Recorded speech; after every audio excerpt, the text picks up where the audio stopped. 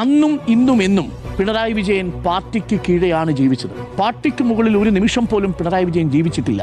അതുകൊണ്ടാണ് ശംഖുമുഖത്തെ ആ പരാമർശം ബക്കറ്റിലെ തിരക്ക് ശേഷിയില്ല എന്ന് തിരിച്ചറിയുന്ന ഒരു പാർട്ടി പ്രവർത്തകനാണ്. ഏറ്റവും ഒടുവിൽ വന്ന അഭിമുഖത്തിൽ മോഹൻലാലിനോട് പിണറായി വിജയൻ പറയുന്നൊരു വാചകമുണ്ട്. ആരെയാണ് താങ്കൾക്ക് ഭയം എന്ന് ചോദിക്കുമ്പോൾ അദ്ദേഹം പറയുന്നത്, ഞാൻ പാർട്ടിക്ക് കീഴടങ്ങി ജീവിക്കുന്ന ഒരു നേതാവാണ് എന്ന് പറയുന്നുണ്ട്. നോക്കൂ, അടിമുടി കേഡറാണ് പിണറായി വിജയൻ.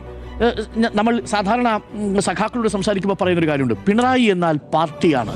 തിരിച്ചല്ല കേട്ടോ. എന്ന് പറഞ്ഞാൽ ഏതർത്ഥത്തിലാണ്? ഇന്ത്യ ഈസ് ഇന്ദിര എന്ന അർത്ഥത്തിലല്ല, ഇന്ദിര ഈസ് ഇന്ത്യ എന്ന അർത്ഥത്തിലല്ല.